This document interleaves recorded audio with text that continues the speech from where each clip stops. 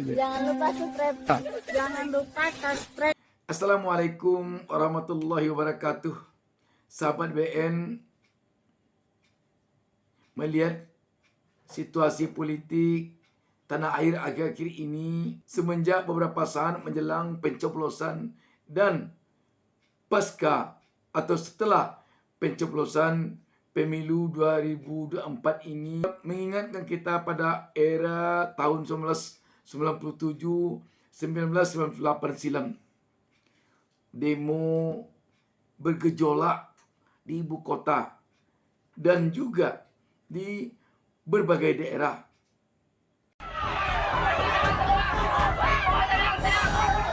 Aksi unjuk rasa yang dilakukan oleh puluhan mahasiswa dari HMI Polewali Mandar diwarnai kericuhan. Massa meminta KPU mengevaluasi pemungutan suara yang diduga banyak kecurangan dan meminta pemungutan suara ulang dilakukan. Kericuhan berawal saat mahasiswa menyampaikan aspirasinya di kantor KPU Polewali Mandar. Aksi tersebut dihalangi pihak kepolisian hingga berujung saling dorong dan kericuhan. Karena satu dan lain hal, acara diskusi film Dirty Food di UIN Sunan Gunung Jati semacam diberikan ancaman ya, ruangan kegiatan kami dimatikan oleh oknum aparat tertentu sehingga gelap gulita. Ini saya ingin sampaikan ke teman-teman media bahwa persekusi terhadap demokrasi itu nyata dan kami terjadi di tadi malam. Sepanjang acara diskusi yang lampu mati itu, mahasiswa enggan untuk keluar dan tidak ingin acara dibatalkan. Jadi kami diskusi gelap gulita.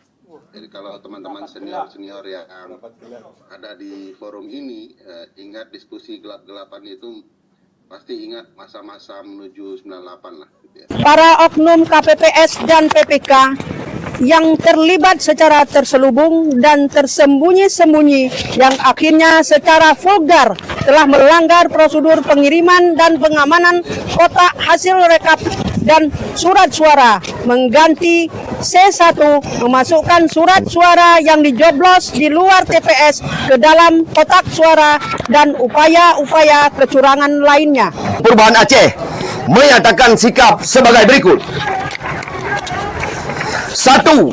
Menolak seluruh hasil kecurangan pemilu 2024.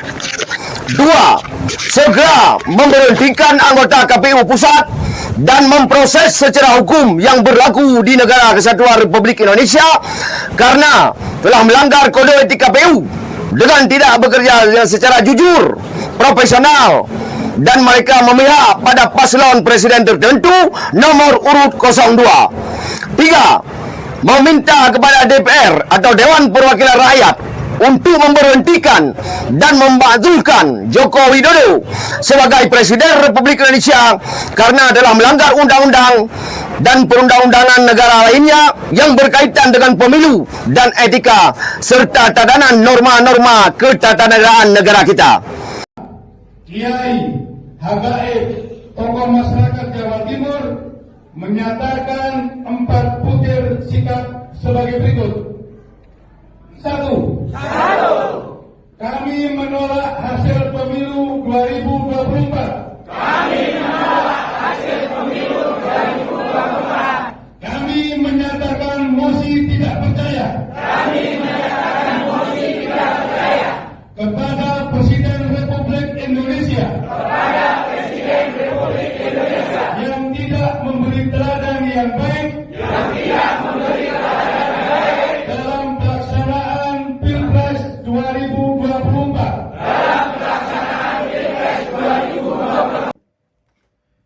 Sahabat BN, seperti yang dikemukakan pakar hukum tata negara Ferry Amsari yang mengalami mati lampu di saat diskusi tentang film Dirty Food yang mengemukakan berbagai dugaan kecurangan pemilu itu, memang kita akui saat-saat seperti sekarang ini tentu saja mengingatkan kita, terutama yang sudah ikut dalam perjuangan menumbangkan Orde Baru dan memunculkan Orde Reformasi tahun 98. Pasti ingat saat itu ketika melihat situasi seperti sekarang ini.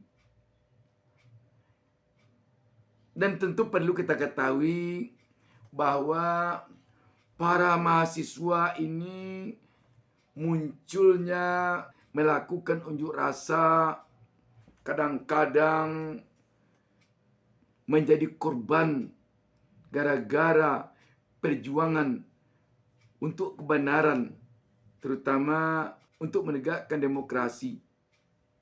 Setelah selesai perjuangan, mereka tidak pernah berebut kue kekuasaan. Mereka tidak pernah menuntut jabatan. Mereka pergi ke kampus, kuliah seperti biasa kembali. Yang berebut kekuasaan biasanya mereka para politisi. Dan yang paling memiriskan sekali, begitu perjuangan melawan ketidakadilan dilakukan oleh para mahasiswa, oleh para aktivis, oleh masyarakat sipil. Terkadang begitu perjuangannya berhasil, seperti perjuangan menumbangkan Orde Baru dulu dan memunculkan Orde Reformasi, malah yang tidak ikut-ikut dalam perjuangan itu yang menikmatinya.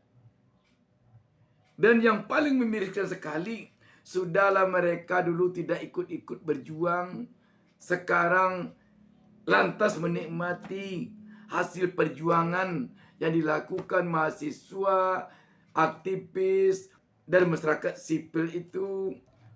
Mereka malah mengkhianati perjuangan orang dulu itu. Sudahlah tidak ikut berjuang, sudahlah menikmati perjuangan orang saja, dan dia khianati pula perjuangan orang yang dia nikmati itu. Sungguh nauzubillahi min zalik. Itu yang paling memiriskan. Contoh,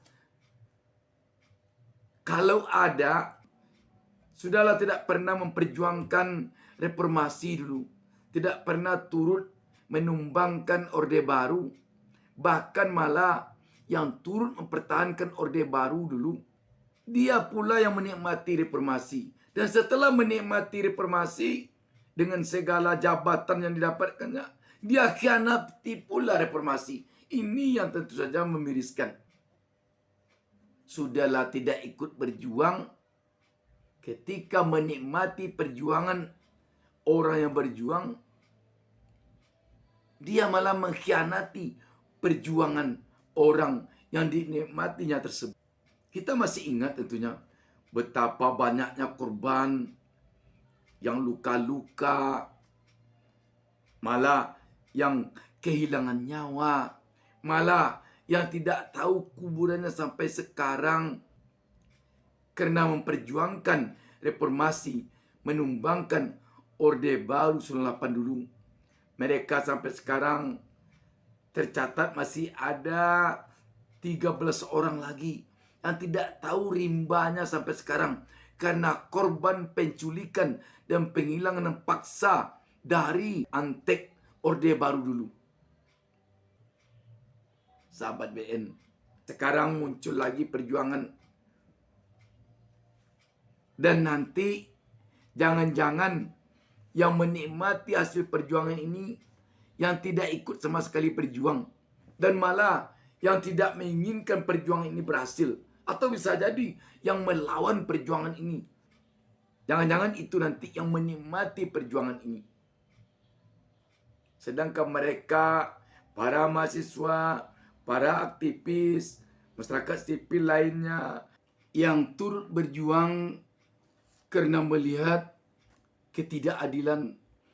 Apakah ketidakadilan karena dugaan kecurangan pemilu, ketidakadilan dari sisi terjadinya politik dinasti, maupun dari sisi lainnya. Mereka itu tadi bisa saja tersingkir Atau mereka sendiri yang menyingkirkan diri karena mereka berjuang bukan bertujuan untuk mendapatkan kekuasaan, tetapi untuk memerangi ketidakadilan. Dan sekali lagi, yang menyakitkan lagi, yang menikmati hasil perjuangan itu mengkhianati pula perjuangan yang tidak diperjuangkannya itu. Setelah dia di sana menjadi pejabat, menjadi penguasa. Bagi yang sudah dewasa ketika tahun 97-98 itu, di saat-saat reformasi pertama digulirkan, mengapa Amin Rais ini kok Soeharto dilawan? Tidak masuk akal itu. Itu cibiran orang dulu kepada Amin Rais. Alangkah anehnya, alangkah ironisnya, kalau yang mencibirkan Amin Rais dulu itu, apalagi yang ikut melawan Amin Rais dulu itu, yang sekarang ini menikmati reformasi ini. Dan setelah menikmati reformasi, mengkhianati reformasi pula. Sahabat BN, tentu saja kita berharap bangsa kita ini menjadi bangsa yang benar-benar hendaknya mencintai demokrasi, mencintai keadilan, membenci kezaliman, membenci ketidakadilan, membenci politik dinasti. Kita kasihan dengan Pak Ferry Amsari ini melakukan diskusi di dalam gelap gulita. Dan jangan-jangan nanti yang menikmati perjuangan Pak Ferry Amsari ini oknum yang mematikan lampu itu pula. Karena dia pandai menjadi kutu loncat, pandai bersandiwara, seperti dia pula yang dulu berjuang, seperti dia pula yang sangat mencintai keadilan, sangat mencintai demokrasi. Padahal ketika dulu orang berjuang, dia melawan perjuangan orang itu. Dia ahli dalam politik, pimping di lereng. Kemana angin kencang, dia cepat beralih ke sana. Sedangkan Ferry Amsari tetap hanya ahli dalam hukum tata negara saja. Demikian sahabat BN. Wassalamualaikum warahmatullahi wabarakatuh.